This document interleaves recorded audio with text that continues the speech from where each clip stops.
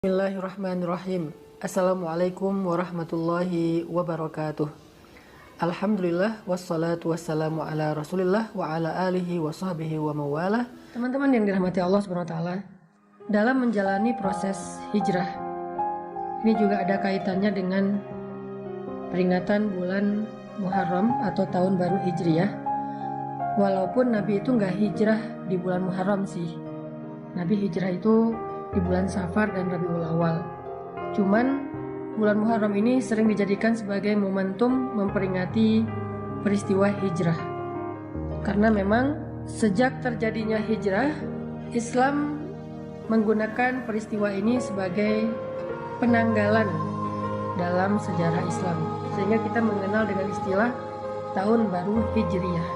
Jadi tahun Hijriyah itu adalah tahun yang diambil namanya dari peristiwa hijrah. Sehingga pada bulan pertama dari tahun Hijriyah, yaitu bulan Muharram, umat Islam menjadikannya sebagai momentum dalam memperingati peristiwa hijrah. Jadi bukan berarti hijrah terjadi di bulan Muharram. Saking pentingnya peristiwa hijrah ini, sampai kaum muslimin menjadikannya sebagai nama tahun, yaitu tahun Hijriyah. Karena kebiasaan orang Arab dulu itu menamakan nama tahun dengan nama peristiwa-peristiwa besar yang terjadi. Misalnya tahun gajah, itu tahun ketika Raja Abraha dari Ethiopia menyerang kota Mekah dan dia dihancurkan oleh pasukan burung ababil. Sehingga tahun itu dikenal dengan nama tahun gajah. Tahun-tahun berikutnya dikenal dengan nama tahun gajah 1, tahun gajah 2, dan seterusnya. Ketika Nabi SAW kehilangan Sayyidah Khadijah, Abu Talib juga wafat, maka tahun itu dikenal oleh para sahabat dengan nama Amul Huzni, tahun duka cita. Ini menunjukkan bahwa ada kebiasaan orang Arab itu menamakan nama tahun diambil dari peristiwa yang besar yang terjadi dalam kehidupan mereka. Nah, teman-teman yang dirahmati Allah SWT, kalau kita ngomongin tentang hijrah yang memang bertepatan dengan apa yang sedang kita alami sekarang, sebagian besar dari kita ini mungkin baru berhijrah. Ada yang hijrah status. Hijrah status itu dari pacaran jadi nggak pacaran. Ada yang hijrah pekerjaan, dari yang riba meninggalkan riba. Ada yang hijrah penampilan, dari yang nggak berhijab sekarang sudah berhijab, Masya Allah. Ada yang hijrah perilaku, dari yang tadinya marah-marah, emosi, sekarang lebih kalem.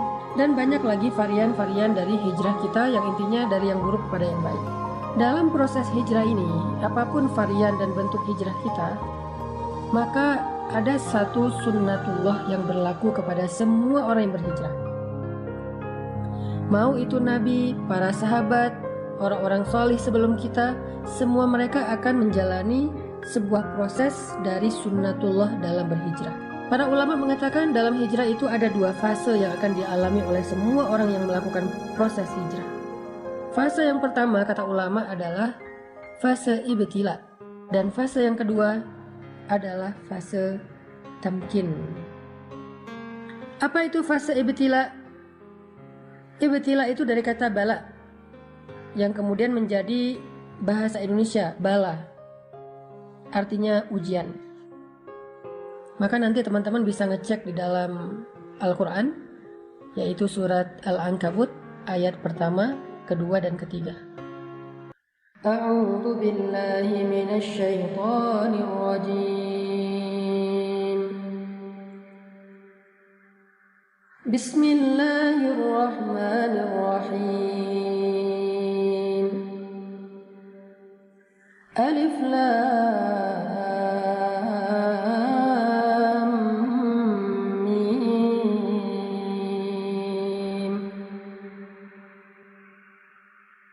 أحسب الناس أن يتركوا أن يقولوا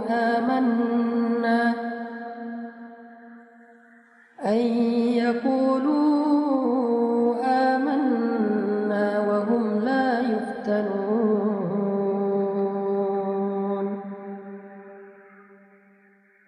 ولقد فتنا الذين من قبلهم فليعلمن اللَّهُ الَّذِينَ صَدَقُوا وَلَيَعْلَمَنَّ الْكَاذِبِينَ.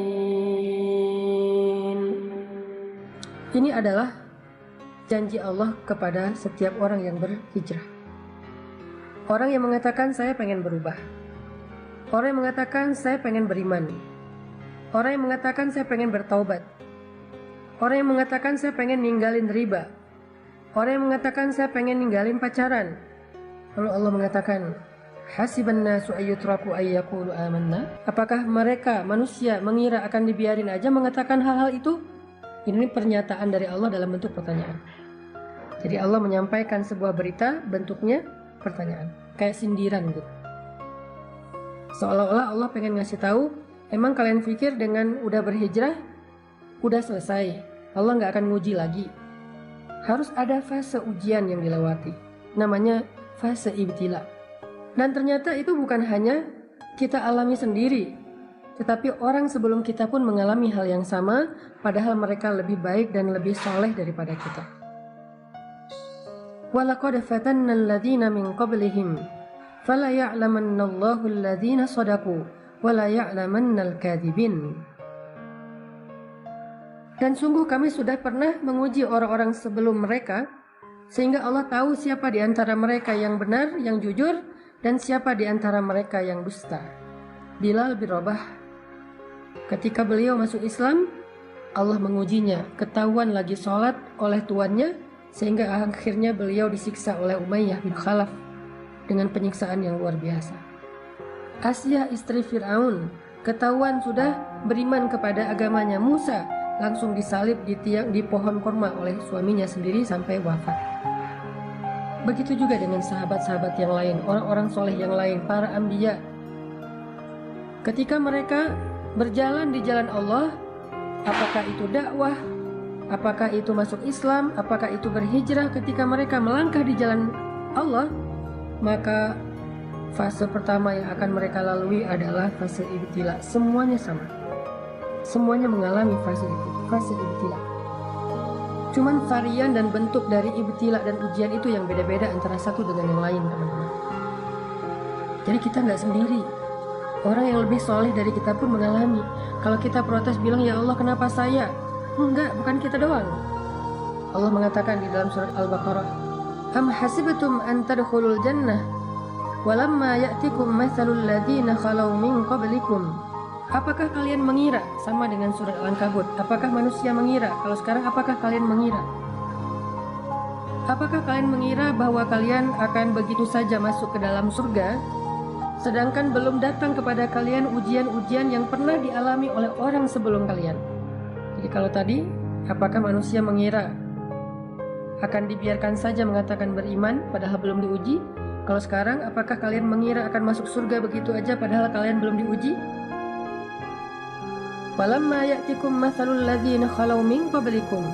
Padahal belum datang kepada kalian ujian-ujian yang pernah datang kepada orang sebelum kalian. Sama maksud dari ayatnya. Lalu setelah itu Allah menjelaskan 3 bentuk dari ujian. Ujian yang pertama kata Allah, massathumul ba'sa. Mereka diberikan ujian fisik.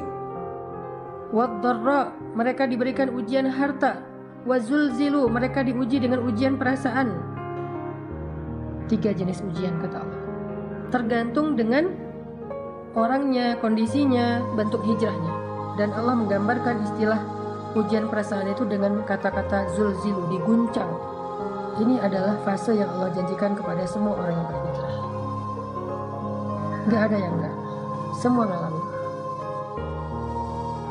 Ada yang mengalaminya ujian fisik, lelah, sakit. Kalau sahabat dulu disiksa. Ada yang mengalami ujian harta, ditipu orang, kelaparan, bangkrut, gak punya kerjaan, gak punya penghasilan, habis hartanya.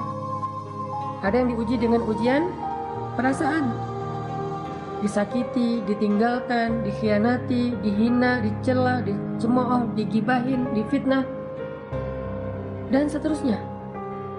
Semuanya mengalami salah satu dari 3 ujian ini atau ketiga-tiganya. Saking beratnya ujian yang dialami oleh Nabi dan para sahabat, sampai mereka mengatakan, mata nasrullah. Hatta yaqula ar-rasul walladzina amanu ma'ahu, mata nasrullah. Kapan datangnya pertolongan Allah? Kapan kita keluar dari ujian ini? Kapan semua ini selesai? Kapan semua ini berakhir? Mata nasrullah. Nabi loh yang nanya, sahabat yang nanya, saking beratnya ujian mereka. Allah menjawab, ala inna nasrullahi qarib. Bukankah pertolongan Allah sudah dekat? Apa maksud Allah di dalam ayat ini? Maksudnya semakin berat ujian yang kita alamin, maka semakin dekat kita kepada pertolongan Allah, yaitu fase kedua dalam hijrah, yaitu fase tamkin namanya. Fase ditolong oleh Allah SWT. Fase ketika Allah membukakan jalan keluar. Wa may yattaqillaha yaj'al lahu makhraja. Siapa yang sabar, yang taat, yang istiqomah, bertakwa kepada Allah, Allah kasih jalan keluar. Tapi sebelum Allah kasih jalan keluar, ada fase yang harus dia lalui, yaitu fase sabar, fase ujian. Itulah takwa. Karena takwa bukan sekedar ibadah, tetapi kesabaran dalam menghadapi ujian. Itulah fase yang akan kita lalui, atau yang sedang kita lalui buat sebagian yang baru berhijrah. Jadi ketika kita mengalami fase ibtila, fase ujian kayak gini, la tahzan, jangan berkecil hati. La tayas, jangan putus asa. La taklak, jangan ragu kepada pertolongan Allah. Kenapa? Itu bukan tanda-tanda bahwa kita salah memilih jalan.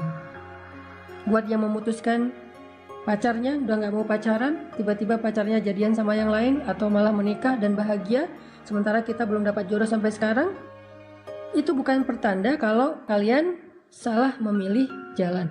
Enggak. Karena jalan yang kita pilih dulu, yang kita lalui dulu itu adalah jalan yang salah. Jadi ketika kita meninggalkan jalan yang salah itu, walaupun kita belum menemukan jalan yang lebih baik, maka setidaknya kita sudah meninggalkan jalan yang salah, yang buruk, yang merugikan kita, dan itu sebuah kemajuan, itu sebuah kebaikan. Jangan sampai kita menyesal meninggalkan pekerjaan yang ada ribanya dengan mengatakan, duh, sekarang saya nggak punya penghasilan, saya nggak punya pemasukan, saya nggak punya pekerjaan, sedih juga sih udah ninggalin kerjaan yang dulu. Kalau dulu masih ada penghasilan, walaupun haram. Enggak.